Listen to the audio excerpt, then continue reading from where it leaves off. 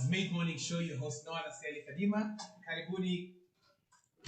Welcome again to County 034, your host Noah Nasiali Kadima, right here from a farmer's studios, bringing you positive vibes all the way from the farm. Today we are going to discuss some things that we've been seeing a lot, the mood about farmers, talking about greenhouses, talking about farming in the coast, talking about what are these things that we can be able to do, especially as farmers, to excel in what we are doing.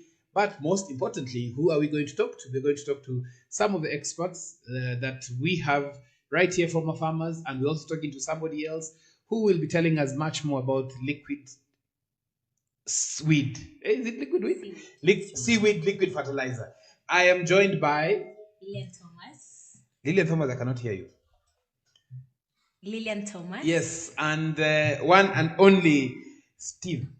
Is this Steve Kaisie or Yes. Stephen Kasiye. Yes, so I am joined by experts right here in the studio. Lillian, you know, she is a horticulturalist, specialist in soil management and soil. And Stephen is an extension officer with wide knowledge on different crops, from tea, coffee, horticultural crops like tomatoes, onions, but also something else that he does very good is farm planning, and most importantly is irrigation systems design. Karibuni sana, welcome. This is a Farmers Mid-Morning Show. We are a bit late today due to some technical hitches. I have been away, but we are coming back bigger, bolder, and better. And so, jumping into the discussion, what happened to greenhouses? We see in Kajiado County, we have so many greenhouses that are just dead. It is a failed system. Failed system. Failed system for most farmers who really don't know about the management. So it ends up failing at the latter end. It doesn't give you the benefits it should be giving you. And Pia, if you are to look at it, people don't have much knowledge about greenhouses. So people are getting into greenhouse farming without the knowledge. So you're doing it because someone either recommended it, or you've seen someone doing it, but you don't really do your research and gather the knowledge you need. Very interesting. Steve, what are your insights? What happened to greenhouses? Greenhouses, Yes. as I know, many youths or many farmers always say that the conditions in the greenhouse are not favorable to our health. Yes. Yeah, and that's why they are getting away from the greenhouses. So, was it a ripoff? Was it a lie? Was it a hype? What was it? That's just a hype, because you have to adapt the conditions in the greenhouse, and if you adapt, you'll be able to work in without any problem. But tuliambiwa, when you are growing in a greenhouse, you will. I'm saying this because I'm a living testimony of a failed system. When you look at the initial plan, why people came out with the greenhouses, it was for the colder regions, okay? Yes. Because in a greenhouse, you can really have really warm temperatures as compared to the outside. Yes. But let's come now to a place like Kenya. Kenya, kwanza sahi, we have a very great climatic shift. Like with our conditions, zinaendaga extreme. Yes. Very high temperatures, very low temperatures. Tunaenda to the extreme. Yes. And the way a greenhouse is supposed to be designed, Yes. it is supposed to adapt to your climatic conditions. But now you find vitu tunapewa Kenya haziko adapted to that. So sisi temperatures zikigonga juu, when they go so high, this farmer is making losses like nobody's problem. But let's, even before going so far, why did greenhouses come in place first? Because for a very long time, we never used to plant greenhouses. What purpose was it supposed to serve? Because there must have been a reason why greenhouses, first of all, even somebody decided to bring greenhouses, and which they are not green, and I don't understand. They are called green because farming is the one which is done there. Yeah, okay. But what about houses? I hear open green, not open green farming. Yes. Okay, I think reasons why greenhouse were put in place. This is just because in the open field we have different diseases and pests. So the first person to come up with the greenhouse knew that if the crops are in, they will not be attacked by different pests and diseases that are outside. So the management of those pests, we are just minimizing those pests because we have because you have different designs. Yes. As you check the greenhouse, you Yes. have two doors at Yes. the entrance. Yes. So you have the first door Yes. and the second door. Yes. So the doors help us to keep the conditions that are in the greenhouse different from the open field. So in the greenhouse, when you are entering the door, you have to open the first door, close, and open the second door. And the reason why you are having the first door is just to keep the conditions and the required things, or to prevent the crops or the soils from exposing the crops outside the field. But I come back and ask, is it profitable? Because the costs are not as I mean, if you're just keeping pests away, isn't it easy just to spray, scout, make sure? I mean, looking at the cost that to setting up a greenhouse, isn't it just better to make sure that you have someone who is scouting and making sure the spraying is being done nicely, or just use an insect net? You see, I'm not saying greenhouses are bad, but what are the options that we should have looked at, considering what you're saying about the two doors? Most farmers don't understand why those two doors are there, by the way. There's a farm I visited, and many, by the way, and they say that when you enter, you change your clothes there and put it there, then you enter with other clothes. So is that the case? How do, even if it's one door, can you put a net, and then unaingia vile unajua kwa nyumba saa zingine kuna konga na mlango alafu net. Alafu unaingia. So I want us to look at and help farmers, by the way, and those who are watching us, thank you very much for joining us. This is a Farmers Made Morning Show, and we're discussing about greenhouses, and we have experts here in studio, our experts here in studio, telling us the profitability. But even before going to profitability, why greenhouse? Why was it designed? How, and if it is just to keep, for example, to manage the temperatures, my friend, inside greenhouses in Kitengela, Kajiado, Machakos, it's hotter than outside. Yeah. So is it only to keep pests away? Because if it's temperatures, it's like we're not saying the truth. Is it only temperatures, or is it only pests, or temperatures and pests? Because I'm still to understand.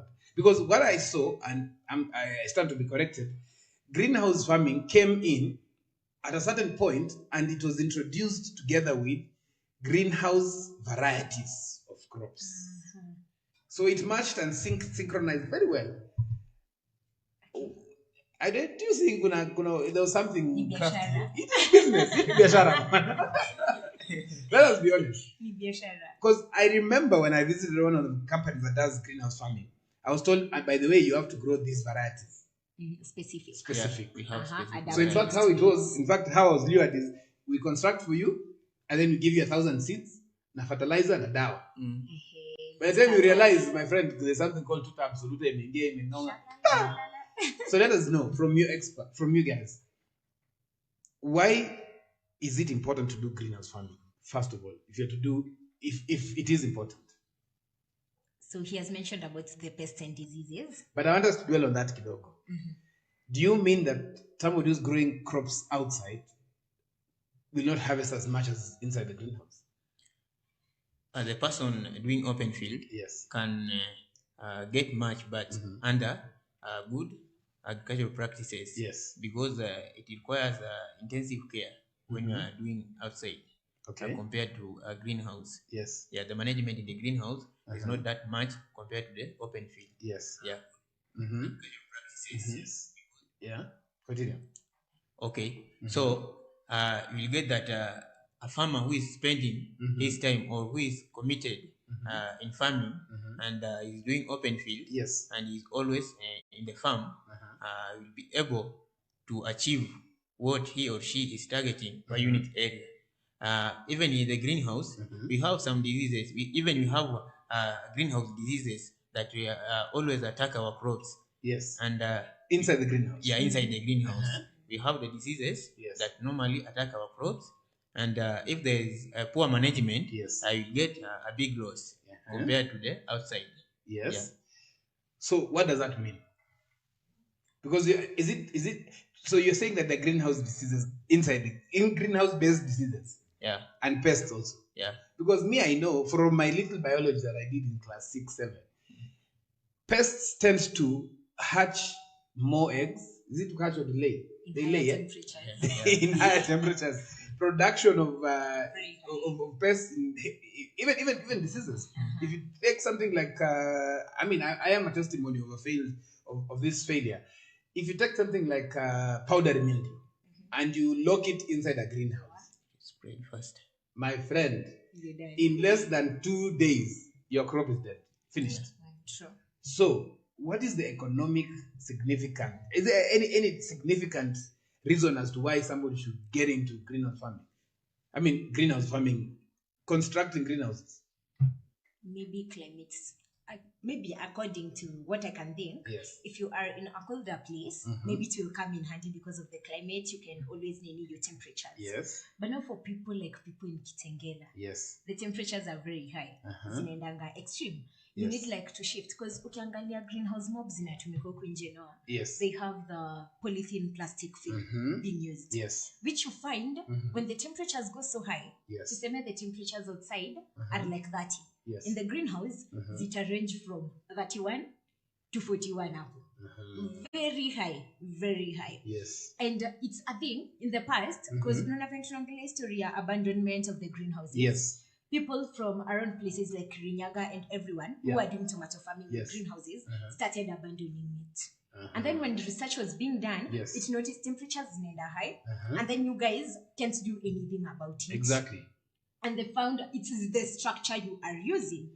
And then they came up with this thing where you'd rather use a shade net instead of using the polythene film, because the shade net allows more of better circulation of the air and everything, so the humidity itapunguza hata ile nini diseases zinaweza spread haraka zinapungua. So also the structure really matters, because I feel if you are in a place where the temperatures go very high, you'd rather be using a structure that has a shade net instead of you using a structure that has the polythene film yenye inafanya the temperatures go very high. So what you're saying, Lillian, is it is not just the greenhouse. It is more or less how the structure has been How the constructed. structure has been constructed. And hata ukiangalia the prices, by the way, they vary. The shade net is very expensive. Yes. And you know, someone atafikiria nichukue kitu ya 80,000 badala ya 100,000. But in the long run, nichukue kitu ya 80,000. And then the temperatures venye sahi Kenya, like tunaambiwa kunaweza kuwa na drought in some places. The temperatures hit high. You can make 100% loss. Like vitu zina dry tu kwa greenhouse. Boom, you're done. Let me tell you a story. We had a greenhouse. And let me tell you the truth, the way that greenhouse started drying, it was not a joke. It was not a joke. I'm telling my guys, work a magic. Let's open the water. Let's put water. Like we open the water, it's there. We touch the soil, we make sure we're touching the soil and making sure to confirm the soil water is there. Aduna dhani shida ni Yes. umetumia. The net on the side, we Ugonjwa. open the curtain, you know, the side curtain, the wind is blowing in, but still it is too hot. And that's, I mean, one of the reasons we started discussing this is because it's a very hot topic. Actually, it's a topic that one of my friends is called Eric Onchonga, the founder of eRehab. What he asked this question last week, and there were very many discussions, very many comments that came through. It was actually a discussion on Twitter. And I said it would be nice to really bring in fact, even the photos that we're using during this show is actually courtesy of eRehab.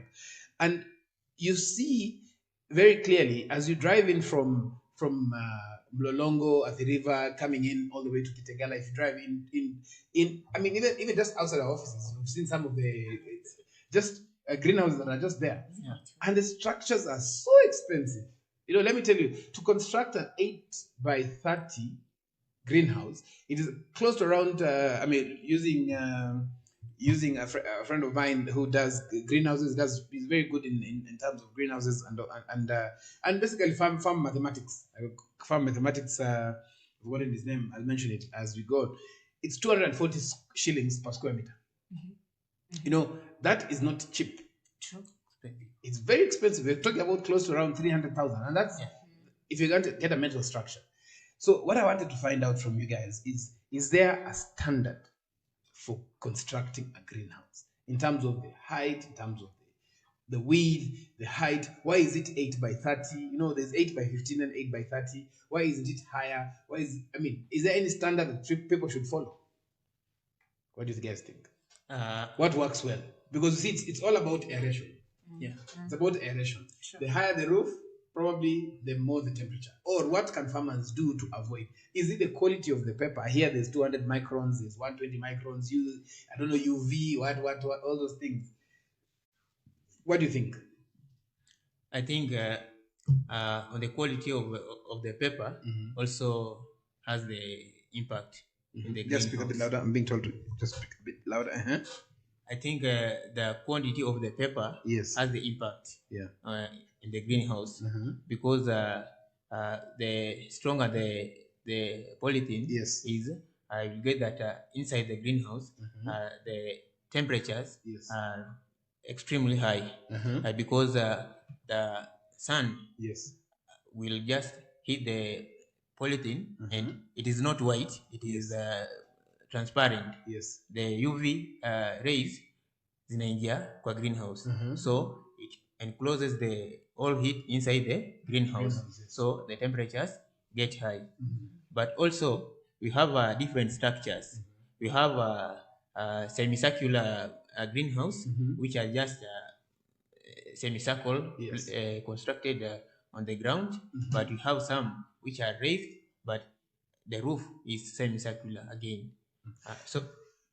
So many people always use the ones that are being raised first and the roof be constructed semicircular because if you put direct semicircular on the ground, the roof is so near and the temperatures will not be favorable to the greenhouse workers. So you say so that means that whatever we are talking about is that it's not about the greenhouse. It's more or less the structure, the design of how it should look like, those small bits as you're mentioning, like the height, from ground level to high.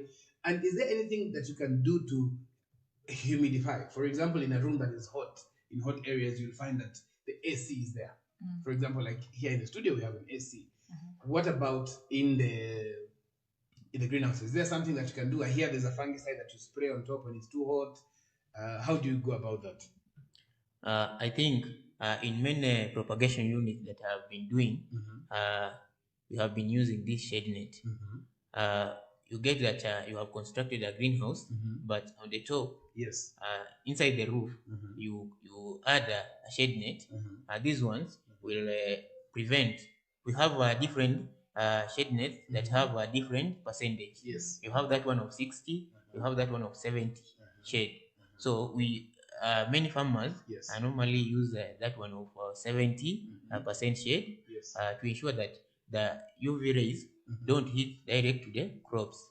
And this one will help our crops to have a conducive environment because when the temperature is high,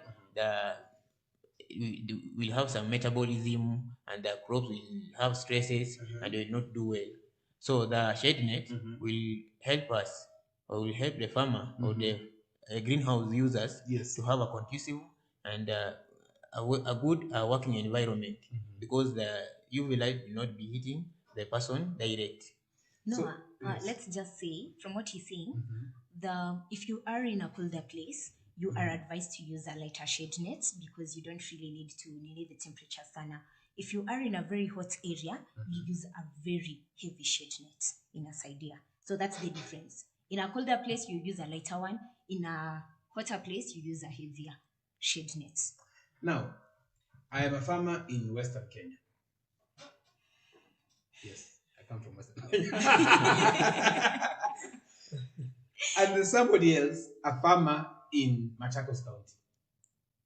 In Western Kenya, some areas, like I think where Stephen comes from, they call it PG. It gets really hot. Remember whenever we talk, So if you look at it, it's also hot. And by the way, it can get as hot as Kitengela sometimes. So how do you regulate that? Because you want to also grow throughout the year. Yes. We'll be talking to somebody who does greenhouse farming. Who constructs greenhouse farming, and we'll just find out more from him. But we've talked about some very, very important points there. And one of the things that for you as a viewer who's watching and who's a farmer who's either thinking about starting greenhouse farming or the rest, it is important to actually look at some of these facts, which we will be sharing in the comment section later on during the break and after the show. We'll be sharing some of these highlights that we're being guided on in terms of the size of the greenhouse, number one, the type of structure, that's something else that you're mentioning as well. The type of crops, does that matter? The type of crops, if I'm doing spinach for the greenhouse, is it profitable, first of all? Is it worth it? Okay. I mean, what are the crops that are profitable? Why should I plant which crop? I mean, which crop should I plant where in a greenhouse? I've seen some farmers doing spinach, some cabbage, some herbs, some tomatoes, broccoli. Yes. But majorly they use tomatoes. Why? And capsicum. Because they are profitable. The prices are quite high compared to these other vegetables like spinach. My friend, kuna siku niliuza crate mzima shilingi 500 kutoka greenhouse. I know the funny thing about this. Yes, I'm telling you the truth. And then the funniest thing about this is the fact, just a simple fact. Sometimes you go to the market and they tell you, the ladies at the market tell you, as we don't buy tomatoes from the greenhouse.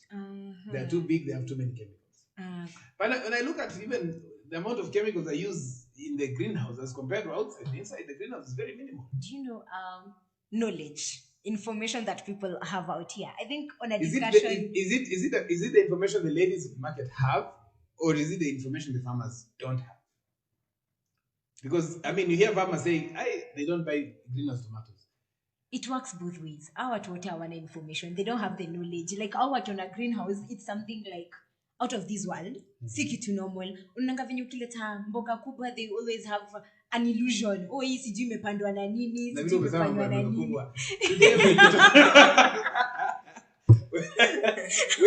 We'll be talking about organics. We have organics, and we'll be talking about it. Your mboga kubwa umesema big vegetables.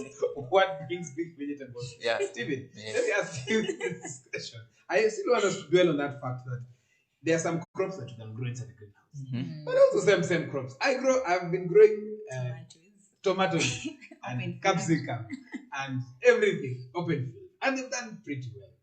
In the greenhouse, yes, they are doing much better, definitely. Yeah. But when the disease comes in, so what I wanted to find out is, number one, so that we go in one direction. Is it profitable to do greenhouse farming? Yes or no? Mambo ya kwenda, don't cut corners. Yes or no? Yes. It is profitable. Yeah. Better than open field. Yeah. Lilian. Yes, with good management practice. Mambo ya bad. But you see, no. Somebody is investing 300,000 in less than an eighth of an acre. In less than 300,000, kabla aanze kuvuna. You know, by the moment you buy a greenhouse, but now we always say, at a farming yenye unafanya, it will only be profitable if you do it right. But if you do it wrong, but only losses. I mean, if I go to a consultant and a consultant tells me, if you construct houses in Kitengela, 1-bedroom houses, self-contained, you'll make more money than constructing a 3-bedroom house. True. But I'll spend so much money constructing the house. Yeah. But so we leave the thing of practice, my good practices to the rest, because if I am growing, what can I say? If I am selling greenhouses to farmers, I should give after sale service. Every company that is selling greenhouses needs to have an extension officer in different regions. True or false? True. Okay, because that comes in a good agricultural practice. I mean, I can also construct a greenhouse and niamue equal store. Actually, right now it's more of those greenhouses around stores. Okay. Okay. Yeah. Okay. You know the mentality that many farmers came with. Yes. In the greenhouse. Yes. First, when the F1 varieties or these hybrid varieties of crops came, they were told that they cannot be grown outside. Yes. So, and they are highly productive. They give high yields per unit area. Yes. But they are a risk taker. And I grew them outside. And they work very well. And they did well.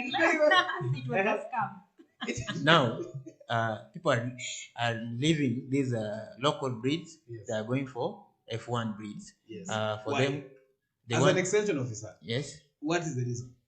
The F1 breeds, yes. We always advise farmers to use them because they are free from diseases and they give high yields. But why should the farmer Anyway, this is a very interesting question. Why should I plant hybrid seed? And you've not told me how I should test my soil. Because if it's fusarium will, it's fusarium. Yes.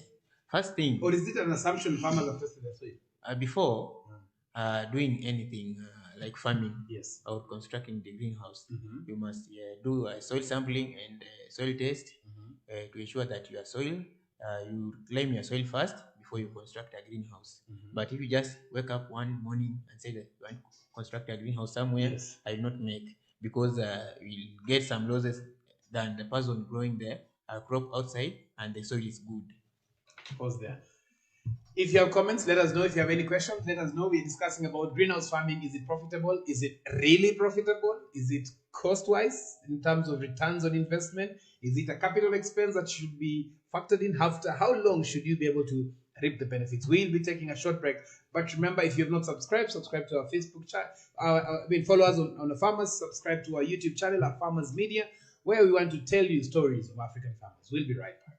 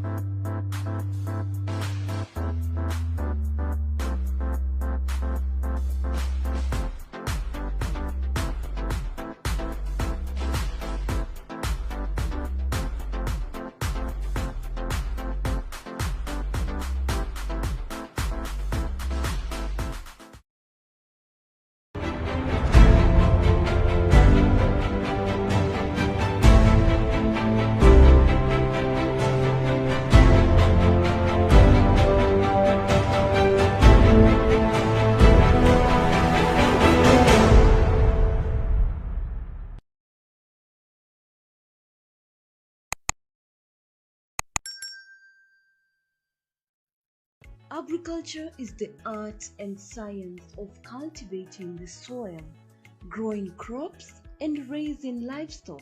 Agriculture provides most of the world's food and fabrics. It is not only a source of food and income, but also creates employment opportunities for many people in the world. Over 1 billion people worldwide work in agriculture, generating 2.4 trillion for the global economy. The global impact of farming on the environment is revealed that 40% of the Earth's land is now given over to agriculture. Agricultural development is one of the most powerful tools to end extreme poverty, boost shared prosperity, and feed a projected 9.7 billion people by 2050. And we, the Our Farmers Media, roll the carpet for you as we welcome you to our thrilling farm visits to different farmers that educate and inspire you in different sectors in agriculture. Catch us also on our shows on all our social media platforms as we bring you educative and informative information that will help you learn and guide you on your agriculture journey to success. Our farmers attain knowledge and grow profits.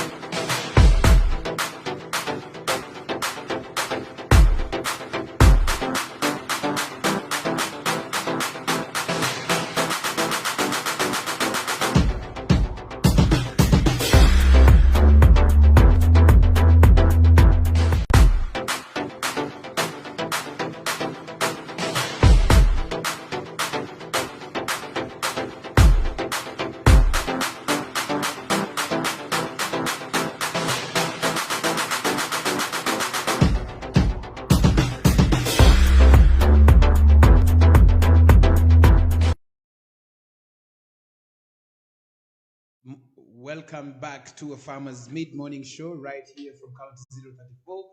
And today we are discussing something very interesting thing, something that I think we have been seeing in the news. We have been seeing in our media, in our newspapers, on other channels. But most importantly, we've been seeing it on the ground. The greenhouse farming. Is it really profitable? Is it something that you should venture in as a farmer? If you have been successful, let us know in your comment section. This is your Mid-Morning Show, your host, Noah Nasali Kadima. And today I am joined by two of my colleagues. This is Steve, as well as Lillian Thomas. She has another name called Mora. Hey, Lillian. And this is something that we're discussing very interesting, and it's really painful to see an investments, a lot of money being put into farming, into, I normally call them capex, capital expenses, and farmers are not reaping. 1-2 seasons later on, the greenhouse, the greenhouse, the polythene paper on top is torn, the crops are drying, the soil inside is developing hard pans because it's not being aerated well. And these are the challenges of greenhouse farming, especially farming in hot areas. And one of the things that we're discussing today is farming in the coast region. And we will be joined in by one of our friends, our top fan, but most importantly, one of the people who has the heart of farmers in whatever they do. This is somebody who I met online, I met in the group. I've tested some of the products, and you can see some of the products here, all the way from Organics and Allied, and we'll be talking to them later on. But as we continue this discussion, and we have also created some polls in Africa Farmers Club in a group. Again, this is your award-winning farmers channel, Farmers Media. And before we went for a break, Steve, you were mentioning something very interesting. You mentioned that sometimes it's education that farmers don't have. As an extension officer, what would you advise farmers who have done greenhouse farming or who are doing greenhouse farming? What can they do to succeed? Okay. First, before a farmer to start a greenhouse, Yes, must have an expertise, and we always advise farmers, yes, to ensure that the person who is doing the greenhouse or who is dealing with the crops in the greenhouse, yes, must be knowing the pests, diseases, and how to manage them. So they should not just start when they don't have the expertise. And also, they can ask some information that we have. We can assist where they have difficulties, yes, for them to ensure that they are getting what they are targeting in their greenhouses. So let me ask you, somebody wants to start planting potatoes. Can they do it in a greenhouse? Really, Yes most and of it, no. no. So what are these top 5 crops that somebody should be able to do in a greenhouse well, and why? Okay. First one, we have tomatoes, Yes. we have broccoli, we have lettuce, we have capsicum, and some do cabbages, but I don't advise many farmers to, or most farmers to do cabbages. Why? Because cabbage, when it reaches at harvesting stage, Yes. you just harvest once. Yes. But like tomatoes, we harvest for a period. It takes some time, and you have got what you are targeting. But like cabbages, you will just harvest the heads once, and it is done. And it's taking big space, compared to tomatoes. So technically, greenhouse farming is profitable, but you have to do so many other things. You have to put so much into consideration in terms of so many other things. Does that involve how can you be able to know, if you start from the construction of the greenhouse itself, how can you be sure this is the right materials? You have to do consultants first, to greenhouse expertise. Yes. And they'll be able to show you the greenhouse that they have been constructing with the different materials and the performance. Okay. So you'll be able to identify and know the best material that we'll have to use for you to get what you are targeting in your farm. Okay. Yeah. So you have to do your research well as a farmer. Yeah. You don't just get excited and constructing a greenhouse. And putting crops inside. Because many farmers just wake up and decide they want to start a greenhouse farming, and they will go for a wrong materials, and with the time you'll get that their material are being told they get weared out faster because of the UV rays that are hitting, and they will end up losing their greenhouses and getting back to open field. But first of all, before you go so far, who said greenhouse farming is the best way? I've visited farmers across the world, and I visited farmers in California. They don't do greenhouse farming. I've visited some of the best farms in Naivasha. You know, the big farms. They don't do greenhouse farming. Okay, the greenhouses. Yes. You say that it is a business that people are doing, because when they brought greenhouses, they brought the varieties that can survive there. Okay. Now Steve is quoting me. He's misquoting me. No. Yes. You know, we have varieties of crops that can survive and do well in the greenhouse. You cannot just grow a local breed in the greenhouse. Many farmers see that it is like wasting your space in the greenhouse, because local varieties, they say that they don't have high yields. Yes. So the farmers that are doing greenhouse farming, as extension officers, we advise farmers to do crops that are free from diseases and that are tolerant from different pests and diseases. So you get that the F1 breeds or hybrid varieties are the one which have those characters. If you go for the indigenous one or local varieties, you'll get that they are not hardy in a greenhouse. So you'll get that farmers want more or need more from their greenhouses.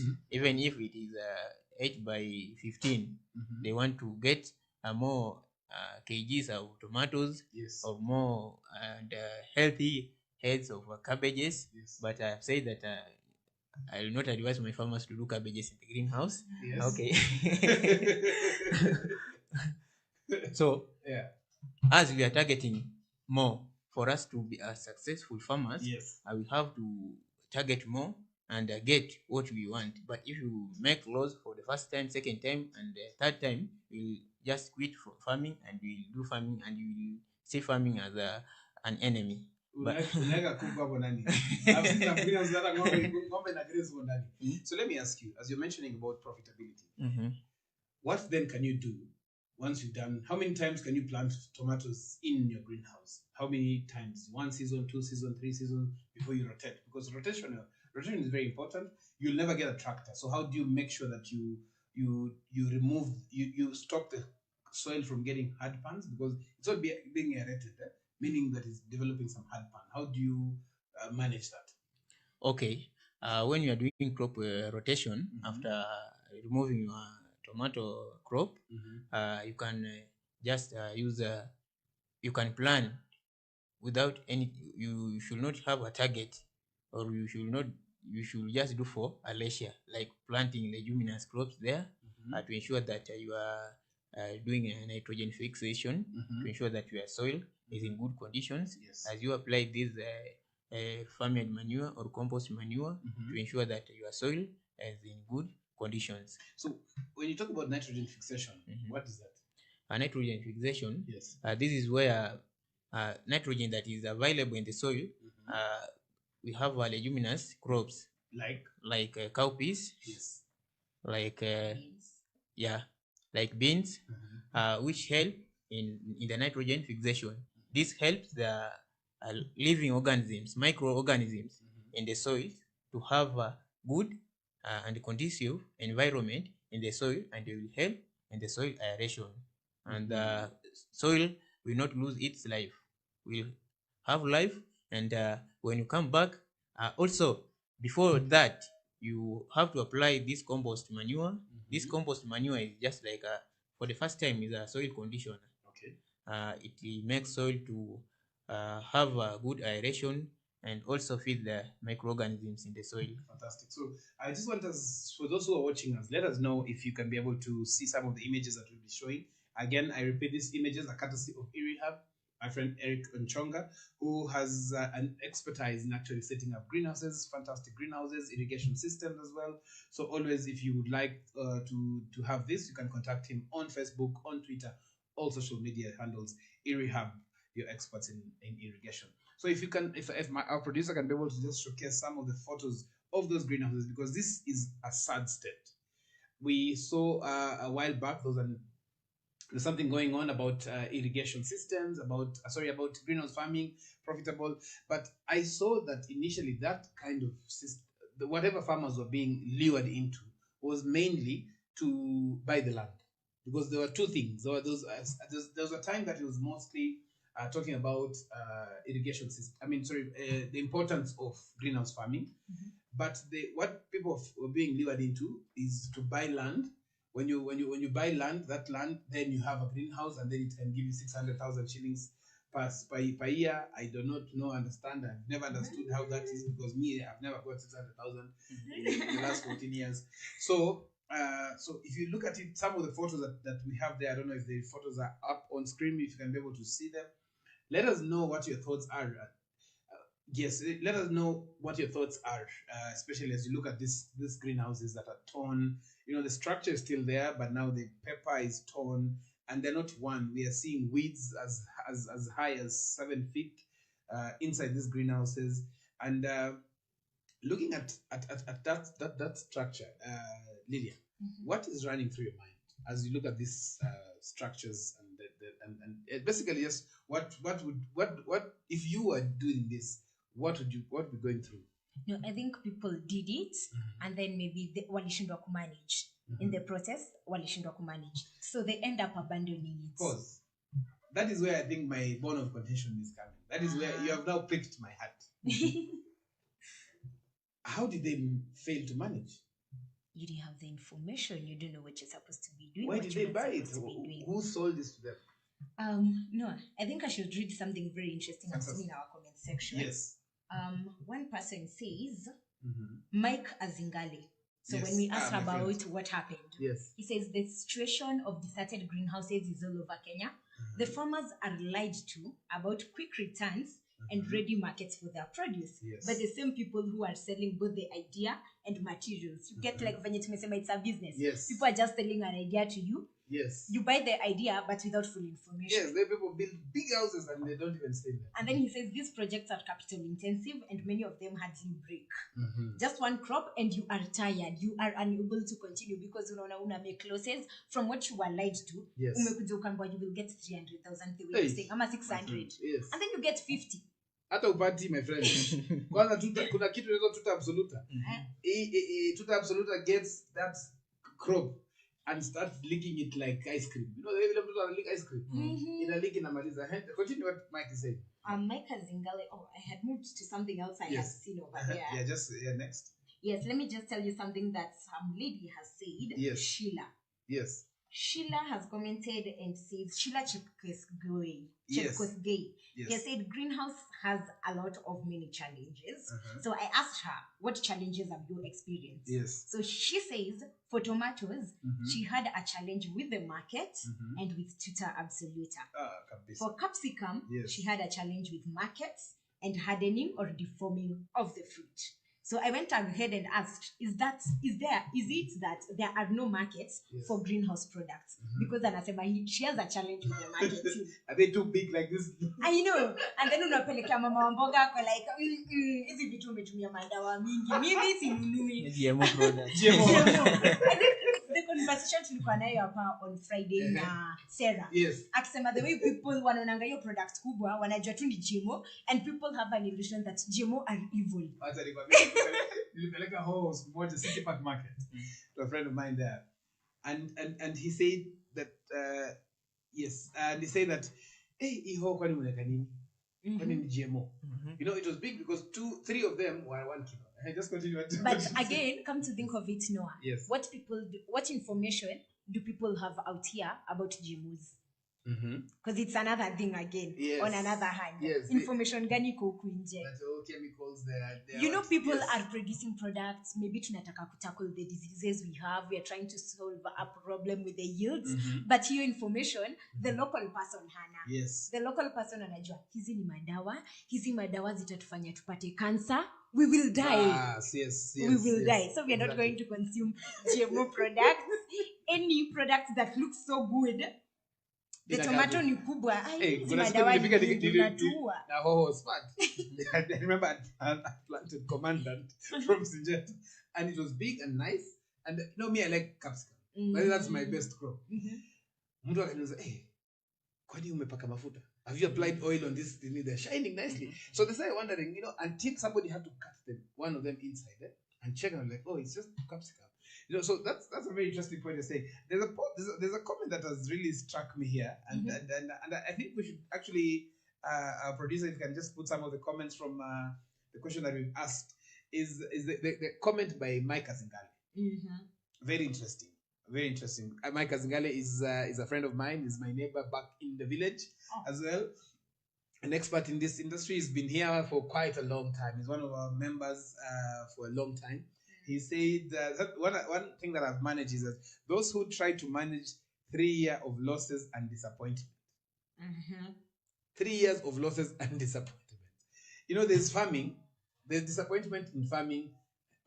Farming, and then there's disappointment in farming in greenhouses. Yeah, they're different. It is the worst thing. To get disappointed in greenhouse farming is the worst. Because you expect it should be making your farming easier and better. Do you know, in open field, sometimes you say, let me approve. Let me approve this crop. In greenhouse farming, you cannot say, let me just test this greenhouse. You know, because it's a challenge, and nobody has told us how to even repair a small torn part of the greenhouse. How to repair, you know, farmers have been left loose. There's something Olelei actually has mentioned. One Olelei Emmanuel. Yes. He says the cost of management, the cost of the structure, and the cost of repair is almost the same and a little bit too expensive. Yes. So unapata ikiharibika, mimi badala I take more money and take it back for repair and nini, I'd rather achane na your greenhouse, by the way, because it's getting expensive. Yes. But you know, there's something Mike Azingale, ukimalizia his comment, he said these greenhouses were meant for areas with harsh climatic conditions like Egypt. In Kenya, ni biashara tu and a social symbol of class. Hey, Mike umechoma. Mike umechoma sana. Mike amechoma sana. Amejam. Ili fail. We will try and get Mike on phone. You should tell us his experience. We'll try and get Mike on phone to tell us. And so if you're a farmer and you're watching us, let us know in the comment section in our group. Let us know the experience that you're getting as a farmer. You know, Steve, let me ask you. I'm farming, again, I bring this question back again. I'm farming in Kericho. And I want to plant tomatoes. And I have been told the only way you can plant tomatoes in Kericho is greenhouse. Do you think that can work? I mean, for me, I think it can work. I've seen a very good friend of mine who has done this fantastic yes. Do you think it can work? Yeah, it can work because, as I have said, you know, before starting greenhouse farming or any farming in your farm, you have to ensure that you are doing this soil test thing to ensure that this crop can survive there. So whenever the crop can survive, you can construct a greenhouse there, and will be able to manage the greenhouse without any problem. Considering all factors constant, do you think if I put up a greenhouse in Kericho, it can work? It can work, but many farmers fear because it is costly. They rather go for open field. Open field, but the harsh climate, the cold, like Githunguri. Remember when to see the farm in Githunguri? Yeah. And he's telling me even up to now they are because it's just raining. You know, do you think so? What are these areas? Which are these areas that greenhouse farming can be successful with all factors constant? When I say factors constant, I mean proper soils, good nutrition, good agricultural practices, as Lillian is favorite, loves saying that and blaming farmers with that. What are these areas that can work very well for greenhouses, for farmers doing greenhouse farming? Okay, and in areas where there's no this rainfall, farmers can use the greenhouses in these semi-arid areas. Arid and semi-arid areas is where greenhouse can be constructed, and farmer can get what he or she is targeting. So if you go to the areas that is deserted, the conditions in the greenhouse are not good, and we always advise farmers when the conditions are too high or the temperature are too high in the greenhouse, they should not survive or persevere in such an environment, because they have that something called greenhouse effect. Yes. Yeah. Yes, I remember that.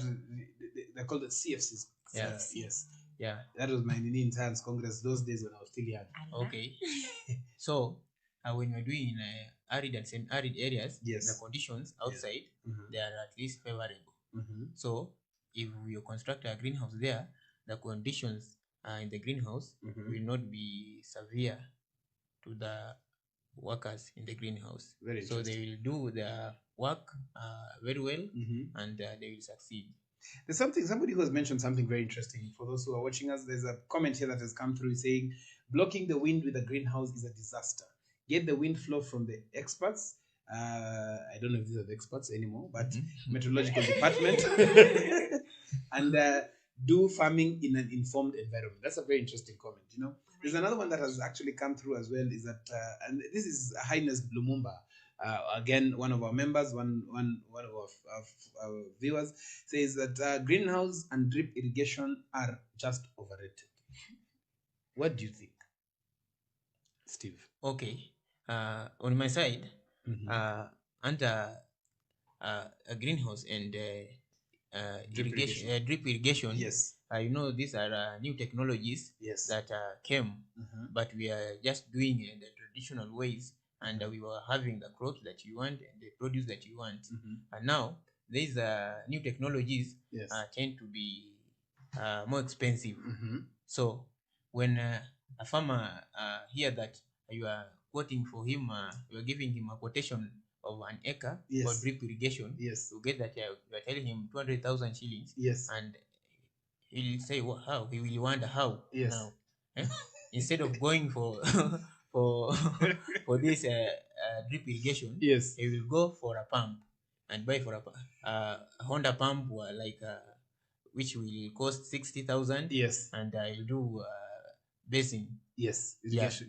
Basin irrigation. Yeah, but let me ask you. I mean, this is a very interesting discussion because there must be some pros and cons, but still, as you're mentioning about the pumps and all that, I still say that we still don't have drip irrigation in some of these big farms, even in Kenya. Some of the big farms, I mean, you cannot do, if you're doing wheat, you'll not do that. So what is the disconnect? Is it, and then when you talk to people, they say, no, if you're doing agribusiness, then you need to have drip irrigation, you have to have greenhouses, because, you know, there's some advantages of doing greenhouse farming, definitely. Number one advantage, which I have done, I've seen personally, is that you can plan to grow crops all around here, all year round. And when you're doing this, it means that you can manage to control the temperatures, you know, the weather pattern and all that. There's something Lillian is reading and it sounds very funny.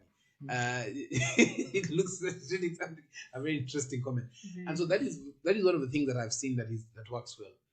But what I've seen that does not work well is giving someone, a first-time farmer, a greenhouse.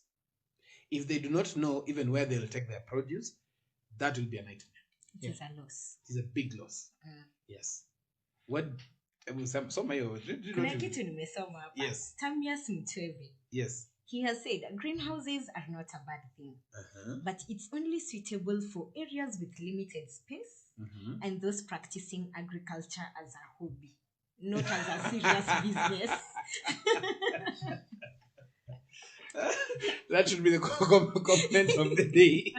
Let's read that again. Greenhouses are not a bad. Let me read the first part. Yes. Greenhouses, from my point of view, is a waste of time and resources. That's what he has said first. Imagine limiting your farm from 4,000 square meters to concentrate with your 15 by 8 greenhouse at a cost of nearly 300k. Plus more.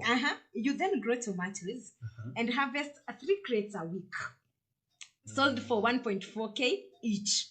When will you break even? Why don't I spend that 300k to manage 2 acres of tomatoes and have more than 300 crates a week? Greenhouses are not a bad thing, but it's only suitable for areas with limited space and those practicing agriculture as a hobby, not as a serious What if I business. extinguish? I have a job. Why are you so bitter about greenhouses? Wewe unasema yake- Ni nini yake- shida? yake inaruka katikati kama yangu. Hobby. Hey. If you have a greenhouse, it's a hobby for you. You're And it's a serious agribusiness. Let us know who you're watching us. Let us know where you're watching us from. This is the Farmers Mid Morning Show, and we are discussing something very interesting today. As you are hearing, as you're following, it is about greenhouse farming. Is it a fad? Is it a hype? What is it? How can you be successful? If you're an expert doing this, let us know what are the things that farmers neglect, but also let us know what can farmers do better to be able to perfect and get the best out of the greenhouses. There's one of our friends as well, our viewers and our followers, and agronomist Onesimus Mungari. By the way, the cover picture on Africa Farmers Club, our page, that is agronomist Onesimus Mungari's tomatoes.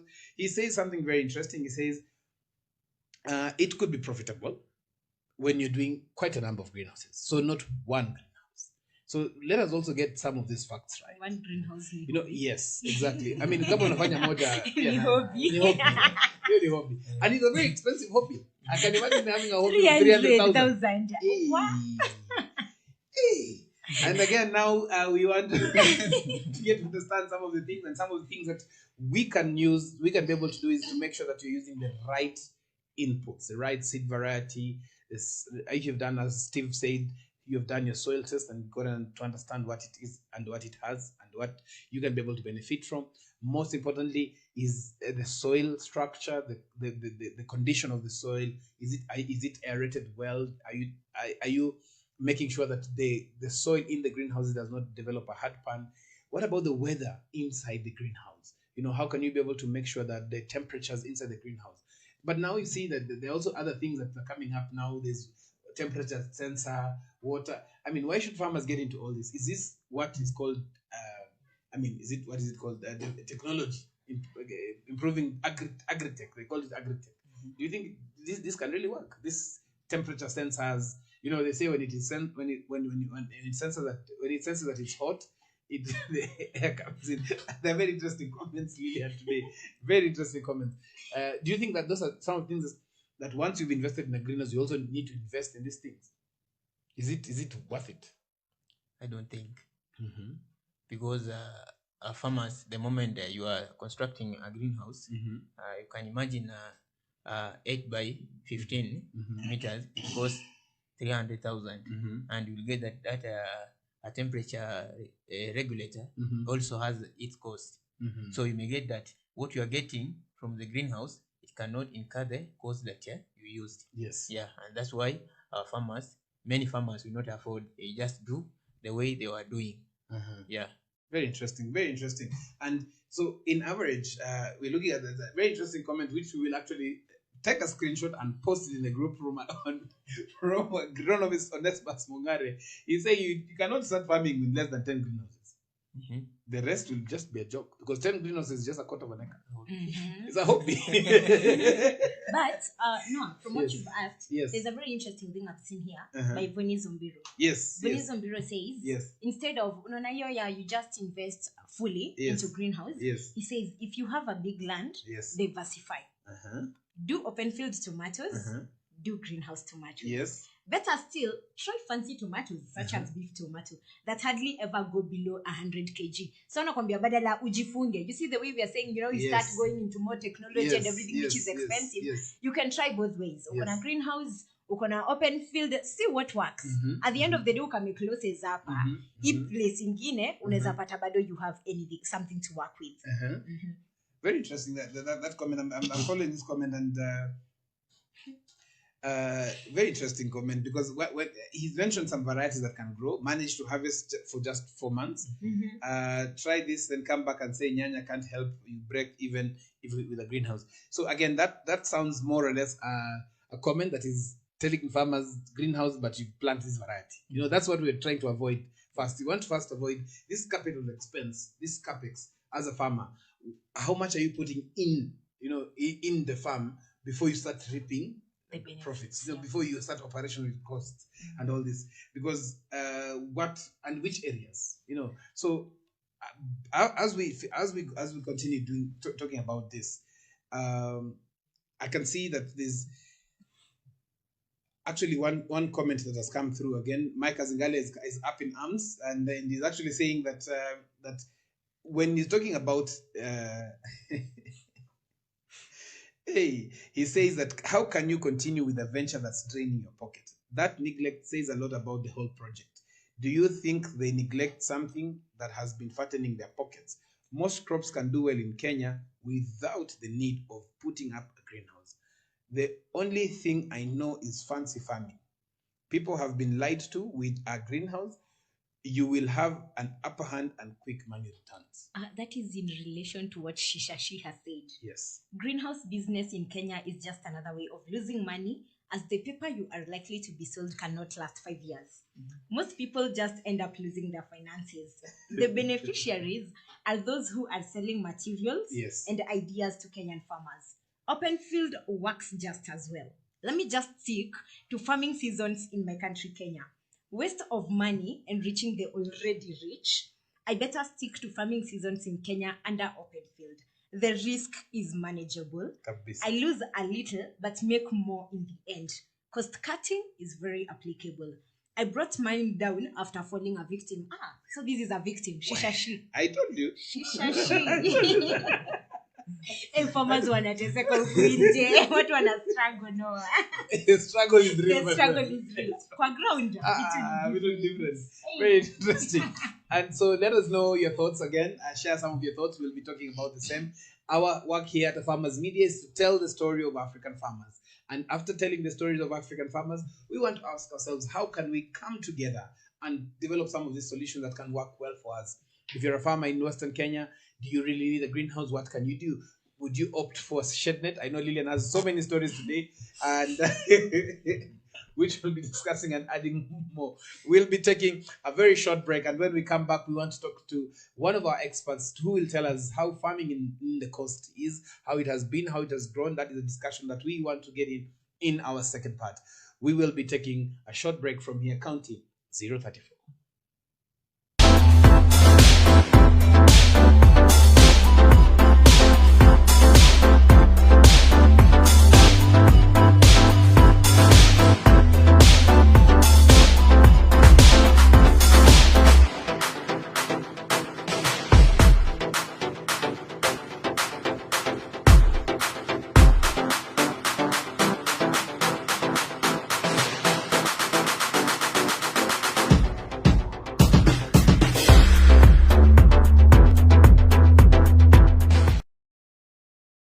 Here are the farmers to help you in the identification of crop-based diseases and nutrition deficiencies in crops for your successful farming. So if you want, I want to give you more information about the crop-based diseases. You can follow me in the farm to get more information from me.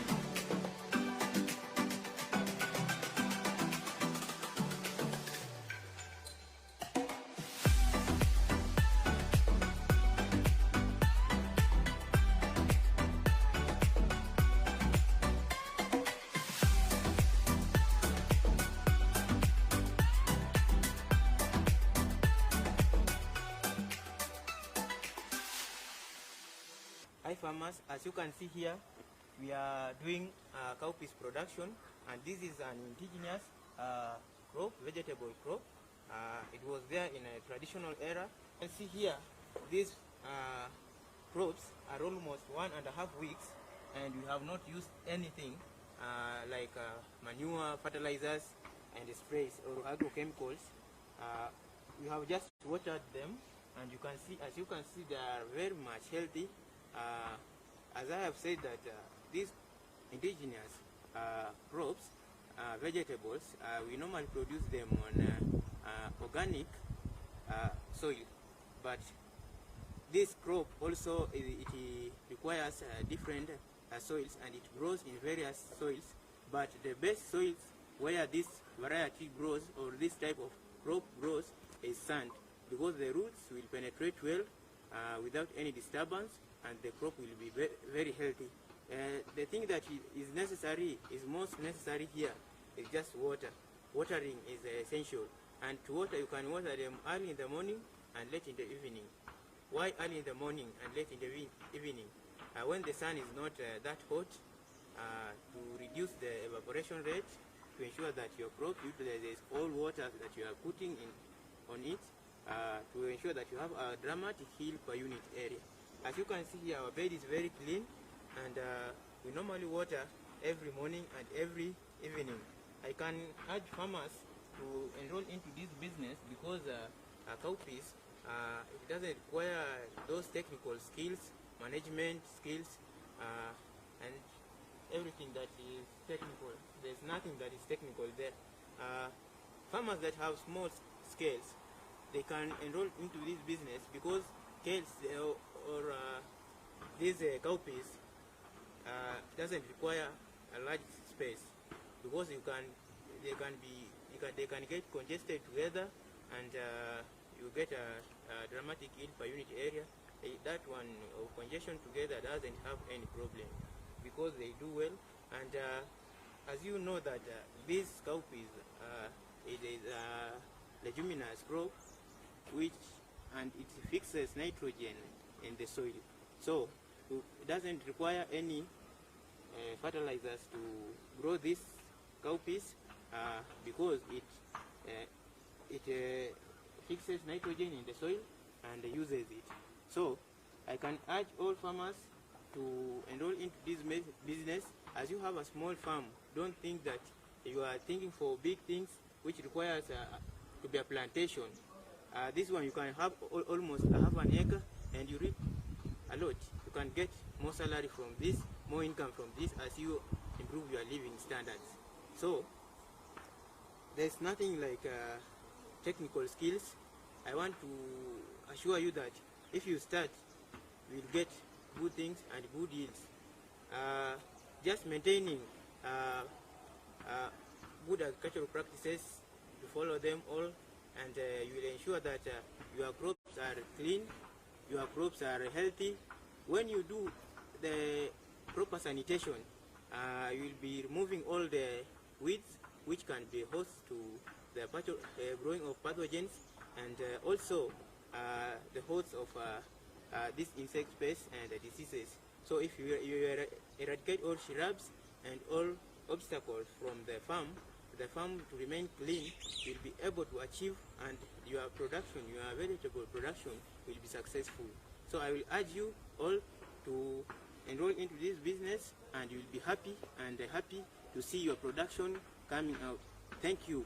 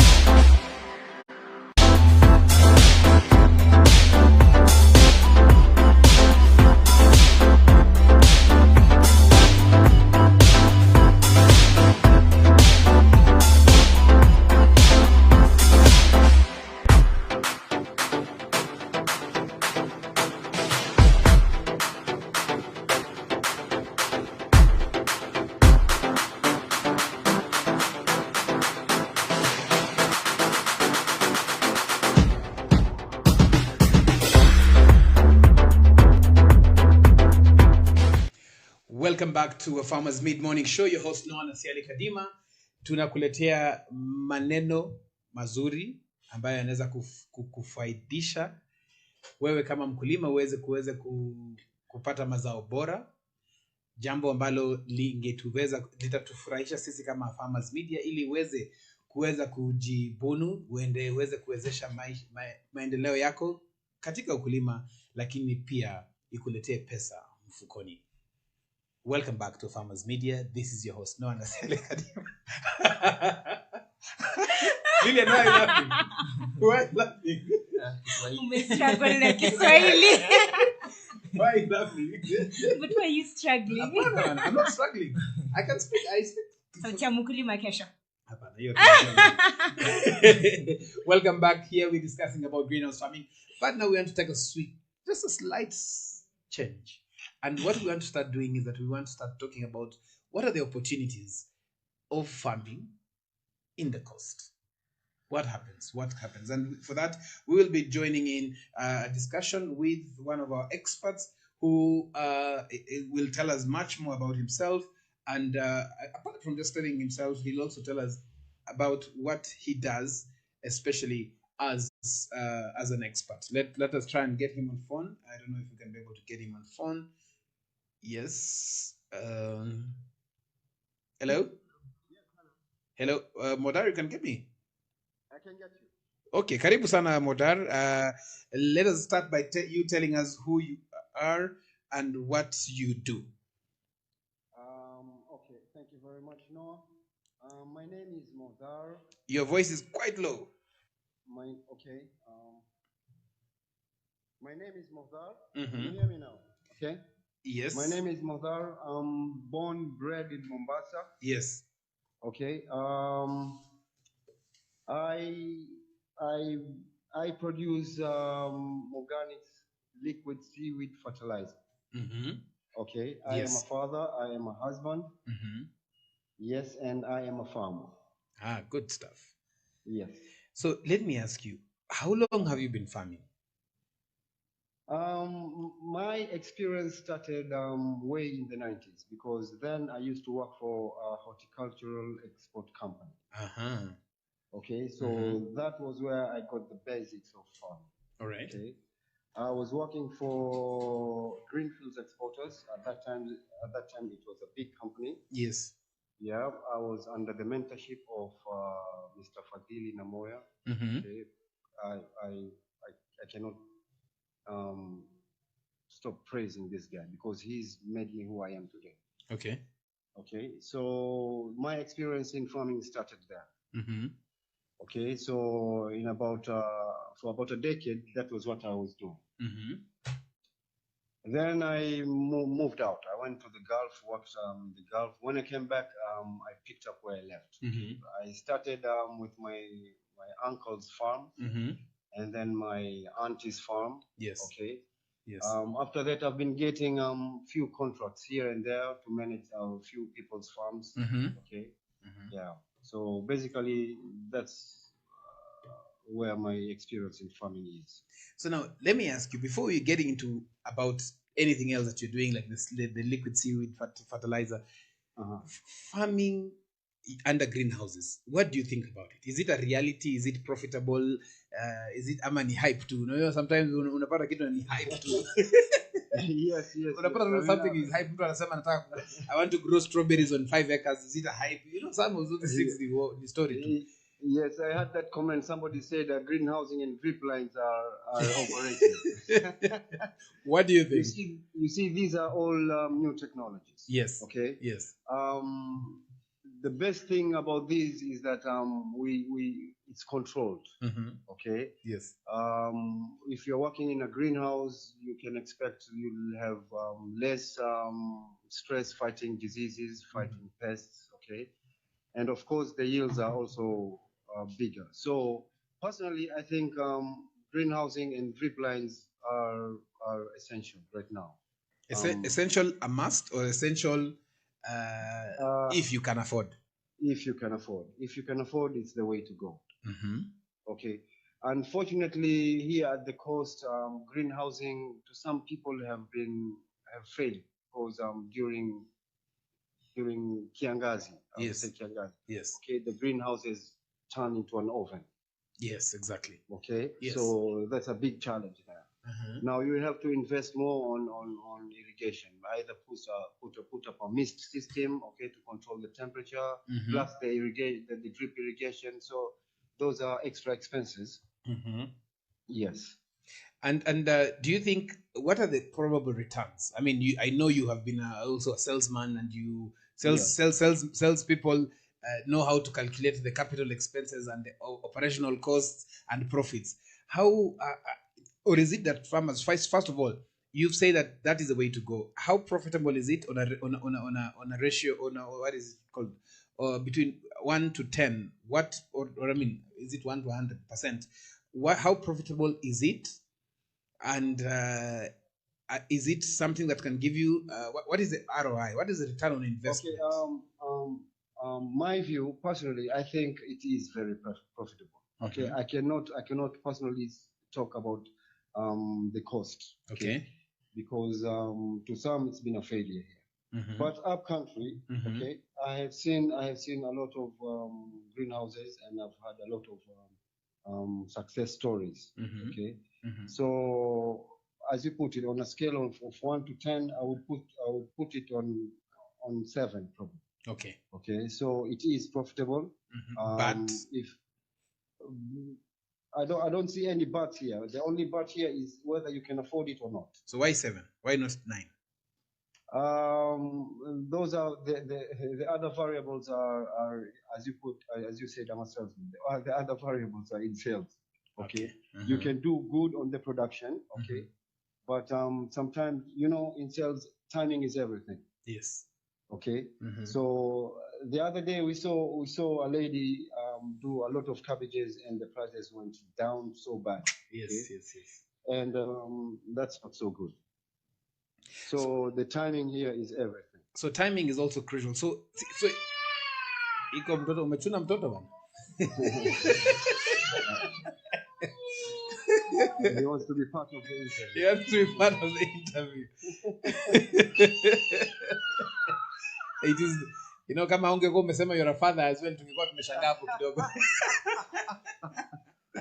So now, Modar, yes. I think there's something that you're mentioning, and before we get again into the discussion even further, what opportunities are there? Opportunities of farming in Mombasa, in the coast region, in the hot areas? I know you've traveled far and wide. You've seen the hot areas in Ukambani, hot areas, but we want to focus on the coast. From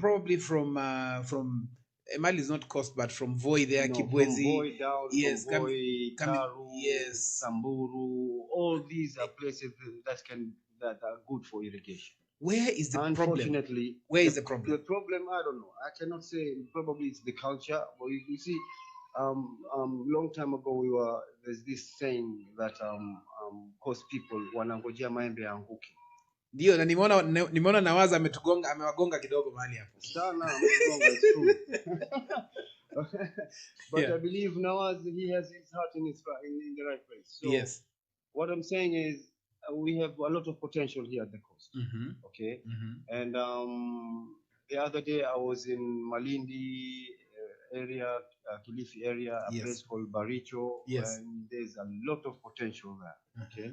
What are some of these opportunities, this potential that you're talking about? Because we have quite a number of our viewers from Mombasa, and they keep on asking, how can we get, is there as a farm that we can be able to see and visit and see the opportunity? Because on Mombasa Road, we are always on Mombasa Road for us this side, and we're always seeing, apart from hizi magari zimetoka Meru zinapita Mombasa Road zikileta miraa huko. We're also seeing a lot of trucks coming to Mombasa bringing vegetables. I mean, when I come to Kongowea, I see a lot of trucks bringing onions, bringing even pilipili hoho, bringing green sana the traditional vegetables, a lot of them coming in. Where is the disconnect? When you talk about opportunities available, where do you see this opportunity? Okay, first of all, my view is, you see, it's all about policies. Okay? Mimi, I will put my blame on our leaders because they never put emphasis on agriculture. in Mombasa, in the coast in region. the whole coast. Okay. Okay. As if you look at where farming is done most, okay, we would say it's around Taita area. And not Okay. and not even a lot. It's done just by virtue that they have free water. Yes. Okay. And again, if you look at the people, you will see their leaders were encouraging them on farming and all that. But in the lower coast, it's not that much. Okay. Why? Why is the reason? Why is it that it's not a lot? Like I said, it's the leaders. Okay. Since independence, we never had our leaders stand up for us to tell us farm and farm and farm. No. Okay. Yes. Because right now we are in an area where we have to attain food security. To attain food security, we need more farmers. Yes. Okay. Now the leaders have to be an integral part in this too. Okay. They need to make policies. Okay. They need to make they need to give tools to the people to start farming. Yes. And when you talk about these tools, so first of all, you say that indeed it is true that the opportunities are available in Mombasa, in the coast region, basically. Yes. What are some of these opportunities? Is it good soils? Is it good weather? Is it availability of water? Is it availability of labor? Is it a mindset change that needs to be done? What are some of these things? Yes. First, we need to have that mindset change. Okay. First, we have to encourage people to start farming again. We have a lot of people here who have huge land, but they are not farming. Okay. Yes. We have to look for influencers. Okay. Like Modar. Like there's a lady called Zahra Saad. Yes, okay? yes. She's how should I say it? She's a block. Okay. She's fundamental. Yes. She's a lady who's proven that she can make it in this industry. Okay. Now we need more of her in the coast. Okay. Because most women in the coast are laid back here. And I'm talking about our Swahili women. Our Swahili women will never pick up a djembe and go to the farm. But Saad, Mrs. Saad did that. Yes. And right now she's a beacon. Okay, she's even now doing training on farmers. Yeah. So we need influencers. We need new policies. Okay. Yes. The opportunities are there. We have good soil. Yes. Good arable soil. Like in Baricho, there are rivers. Okay. Yes. With new farming technologies, we can farm. We can farm now.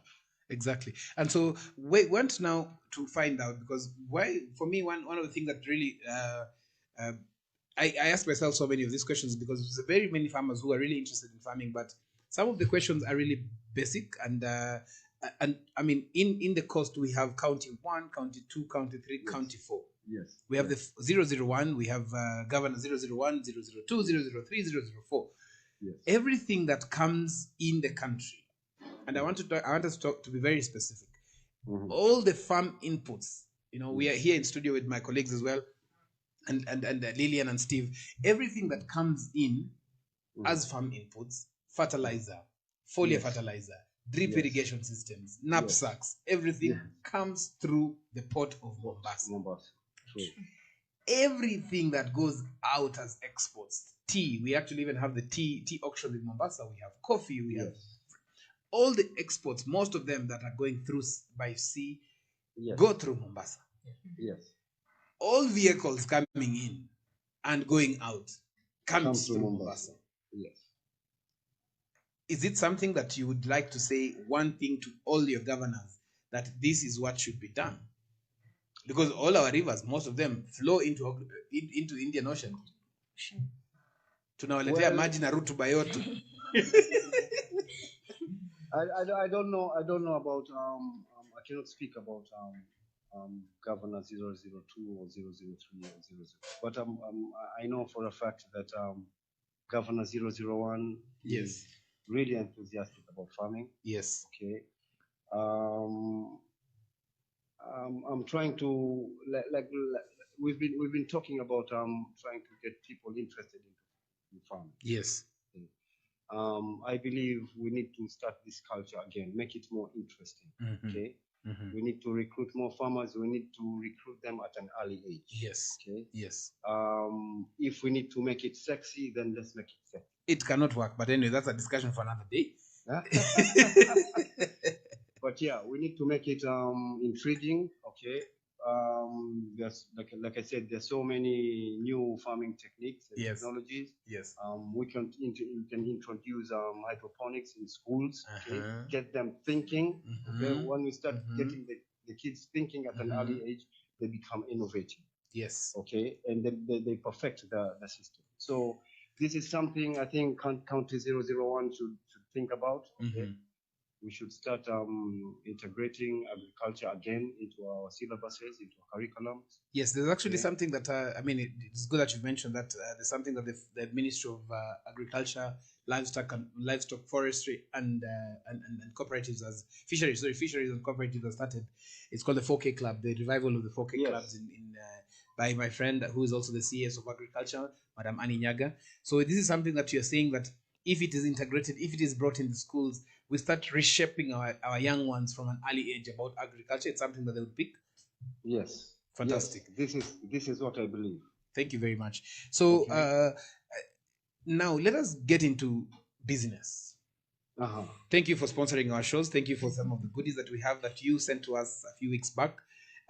First of all, I'd like to take this opportunity to send our condolences, personal condolences, as well as my team for losing your mom, your aunt, and a few family members due to the pandemic. We condole with you right now, and we wish that you continue getting the comfort from Almighty God, so that you can be able to cope with the losses. Thank you so much. Much appreciated. So now let us get back to business now and talk about Morganics. Yes. What is Morganics? We have some Morganics bottles right here on in studio, which we will request you will tell us what we need to do with them. But let us know about what is Morganics. Where did you start? Why did you start doing this? You are in the coast region. This is some of the opportunities. We have a lot of cocoa pit coming from Mombasa, coming to do some work. Ukubara. Yes. How come that is not? I mean, I see a lot of coconuts wasted. Isn't it that could be an opportunity that young people could be integrated? But let us, instead of going into politics, let us first of all start discussing Morganics. What is Morganics? Morganics is an organic liquid seaweed fertilizer. Okay. Basically, it is what it sounds. It's a seaweed. It's a fertilizer made from seaweed. Okay.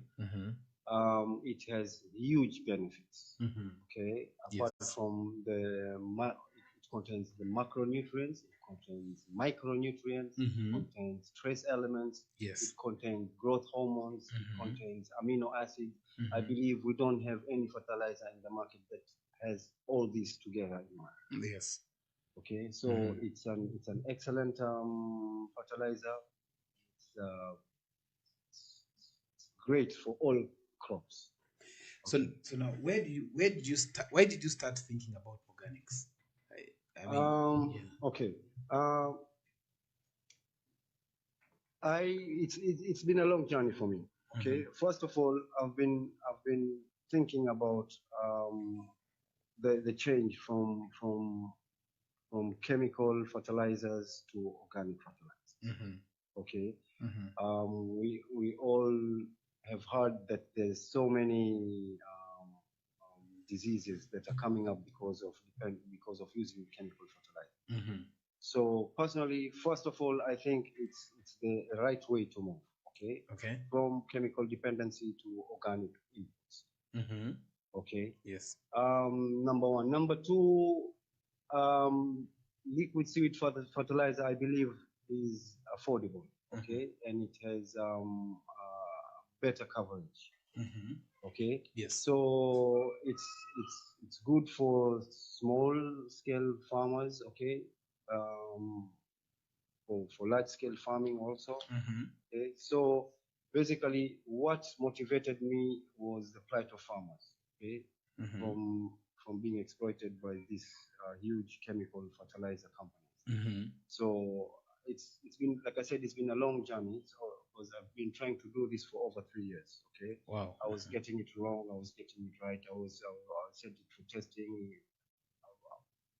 Somebody, the analyst tells me it's low on nitrogen, so Mhm. I go back to the drawing board. Mhm. So it's been up and down for me. Okay.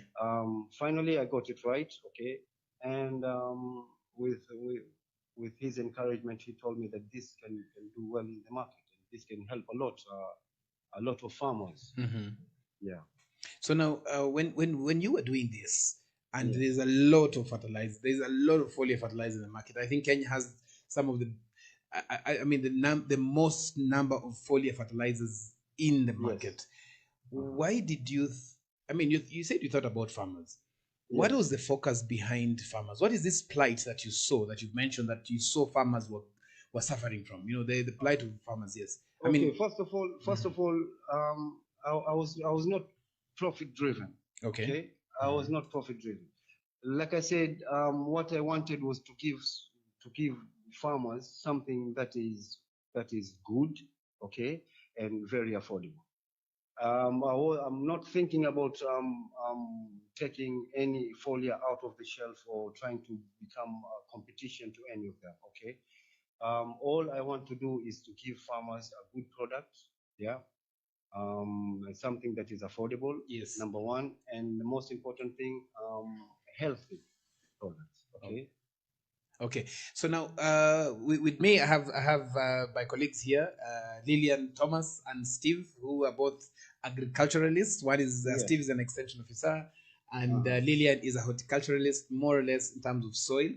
Yes. Soil management, and so Mhm. they also have a few questions, and we'll also be opening up the question. I mean, the session to some of the viewers to be able to ask some questions. So yes, so they can ask a few questions about what it does and what are the benefits, basically. So take it up. So, Motha Mohammed, thank you so much for the good work you're doing, trying to reshape again the agriculture industry in Kenya. Thank you. I wanted to ask your liquid seaweed fertilizer. Can you tell us what it entails? What are the products in it? What nutrients does it contain? How does it help in improving the agricultural activities that someone is doing generally? Okay. The nutrients that it has, I think that's where we need to start. Yes. We can start with the pH. Okay. Okay, Mhm. because it has a perfect 6.97 pH. Mm-hmm. Okay, it's high in nitrogen. It's 1.3% nitrogen. Okay. The calcium is ppm 3650. Mm-hmm. But Okay. lakini utaongea Kiswahili ya kawaida, Kizungu ya kawaida.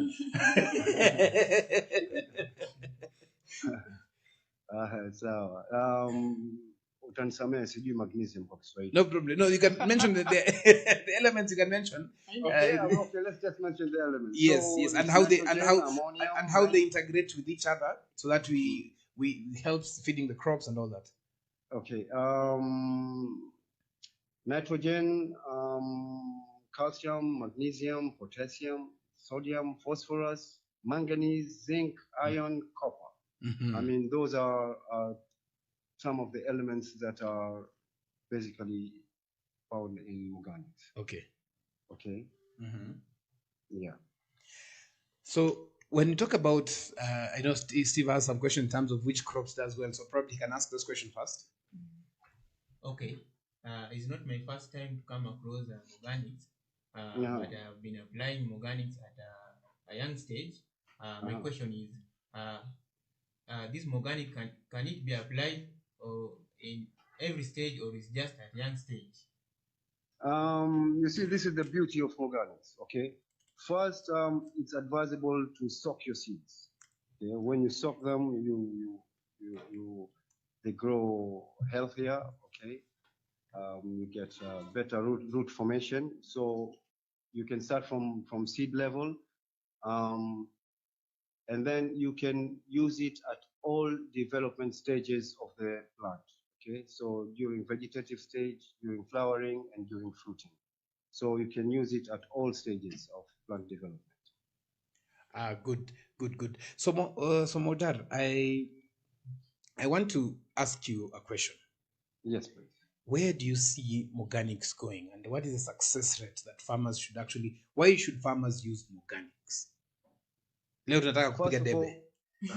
First of all, okay, great. First of all, it will give you higher yields.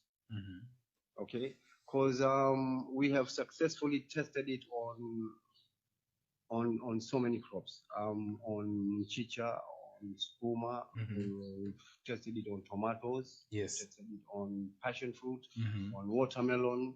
We've tested it on trees, on mangoes and pawpaws. Okay. So we right now, so it is good for all crops. It will increase your yield. Yes. Okay. Yes. Basically, that's a driving factor for all farmers. Okay. Yes. Yield increase. Number one. Number two, seaweed has a distinct seaweed scent, smell. Okay. That in itself is a repellent to all common pests. Okay. Yes. So you can expect at least 30% saving on pesticides. Okay, so that's a very huge plus to the farmer. Higher yields and low costs in buying pesticides. Okay. Now the advantages is it will make your plant be very healthy. We all know that when you even as humans, when you are healthy, you are better off equipped to fight diseases. Yes, definitely. Okay. Yes. So it's the same with so when you start giving your seedlings organics from that stage, okay, they grow up being very healthy, very strong, and better withstand environmental stresses, diseases. Okay, because we have found out also that organics can help combat salinity. Okay, in areas where there's saline, will help. Okay. And one of the questions that I am an addict, I use organics. I remember the first time when you started engaging, I told you, mimi lazima ningoje. I have to wait for around at least a season for me to test and see. Yes. And I've used it well. There are some questions that people come asking, and one of the questions that I was asked by a farmer in Githunguri is, can I put organics in instead of spraying? Can it be put through drip irrigation? Yes. Yes, as fertigation. Yes. Like I said, we've used it successfully on onions. Okay, we've done onions in Kajiado. Okay, and it worked very, very well. Okay. We've used a fertigation in Wajir. Okay, on garlic, and it did very well. Okay, so yes, it can be used with drip. So when we talk about that, there's a photo that you sent me of you and a young guy. Who is this guy? That's my boy. That's my son. I'll just ask our producer to put the photo up, and you will tell us slightly about. You talked about the youth getting into agriculture, and this is something that I saw, and I said probably we will ask you before we actually put the picture up. Why have you integrated your son into this? Okay, my son is in the university right now doing marine engineering. Okay. Now he's also fascinated about seaweed and what it does. He's been with me through this journey. Okay. Yes. Even through the previous farms that I used to manage. Okay. Okay. So as far as I'm concerned, he's my wingman. Okay, I say he's my wingman. Yeah. Yes. Yeah. And he's integrating really, really well. He's also trying to encourage his friends into picking up agriculture. So he's also trying to play his part, and I'm really proud of him. Very interesting, and congratulations for that. So now, where can farmers get organics? Farmers, well, right now in Mombasa, in Kitengela, I believe they can get it from you too, Noah. Yes. Okay, so basically right now it's just in Mombasa, Organics and Allied Limited Mombasa, and Africa Farmers right now are the ones who can. Who And are, yes, and thank you very much for the opportunity and for the honor you've given us to be able to actually make sure that farmers are getting this at very, very affordable prices. yes. You sent us 11 bottles. Yes. And I will not. I mean, being an African, we appreciate that, but we also decided to keep at least 2 bottles, and the rest, which we are using in our demo farm, when farmers are coming and learning this. What would you like us to do with these other remaining 8 bottles? No, 9 bottles. You have shows, Noah. Yes. Okay. Yes. You can give them out as prizes. Okay. Yes. But basically, all these are giveaways to farmers. Okay. Yes. People who are ready to show Yes. the crops, the before and after. Okay. Whoever is willing can talk to you. Okay. Because right now people have to know how organics work. Yes. Okay. Yes. And it has to go countrywide, because, like I said, this is not something that's supposed to be used at the coast or in Kitengela. We need all farmers to know that there's a good foliar fertilizer in the market. Yes. Start using. Good, fantastic. Thank you very much, and we will be giving out this during our shows. And the most what is very interesting to note is that the fact that there's something that is called human-centered design. I think we mentioned it to you when with the previous packaging and the current packaging. I can say it's pretty well, very well designed. It is now easy. The other one I think had some issues, and now we are glad to be having this new packaging, and especially being given the opportunity to be able to reach out. And so for you as a farmer, we will start probably like a raffle. Is it a raffle? No, we'll start just asking a few questions starting tomorrow, where we'll be asking questions, and a farmer will be able to get an opportunity every day for the next 9 days, nine of our shows, where at least one farmer will be getting 1 liter, which will be sharing the same again with you, Modar. Thank you very much, Modar. If somebody was to call you, what contact number would they get you? I know you have Organics and Allied on Facebook. Modar Mohammed, you're active in most of the groups, but sometimes there's this telephone number that somebody would be able to get you on. Which one is this that can be able to get you? Yes, my number is 0717 155 633.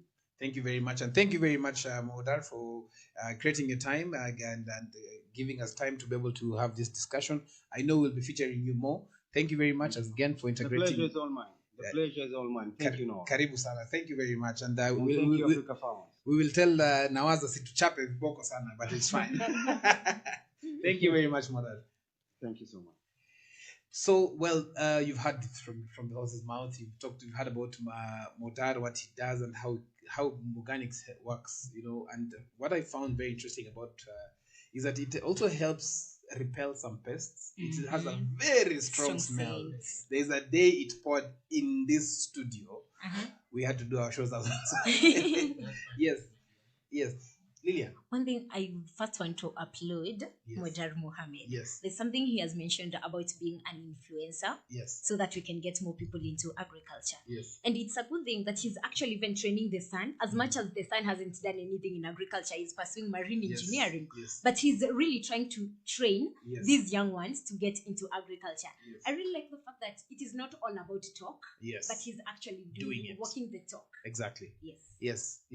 And as we wind up, the thing that he has said very interesting. He's actually said that we need to be able to integrate the young people, and this is something that probably we need more influencers. Exactly, we can start talking about role models.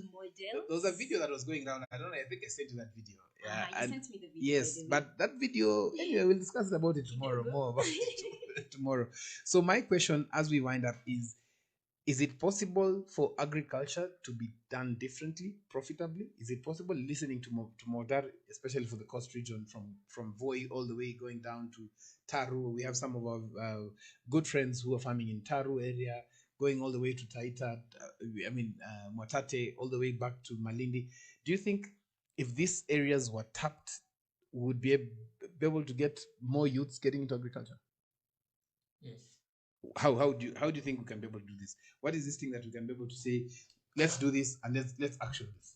I mean, everything is coming in through Mombasa. Everything export is going out through Mombasa. Yes. Okay. Like you have said, this guy has come up with the organics, and this organics, he needs some expertise, and he need to train some youths to engage into this business. Yes. And he will be creating job opportunities, and also he will be able to employ the extension officers or agronomists to supply the product Yes. to different farmers. So that is another pathway that you can engage youths, and they will have an opportunity in the sector of agriculture. Yes. Yeah. Thank you very much. Thank you very much to my hosts, my co-hosts.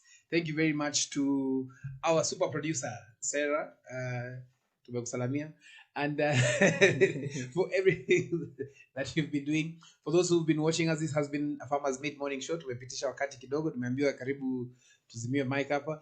We are glad that you keep on watching. We are glad that you are learning much more. We see some of your comments. We are really excited to see that you are learning so much from what we are developing for you. Always send us messages. Let us know what else you'd like us to feature. If you have a farmer that you'd like us to feature and bring to the studio, or we go visit them, remember that you are free to be able to contact us at any time. You can send us a message on WhatsApp on 0700 29 30 31, or you can also get us on phone 0700 288 185 at any given time. You'll be able to get us, and we'll be able to share so much more. We want to leave you today, and we want to give room to our evening farm drive host, Conrad Kibe, who will be coming in with Timo.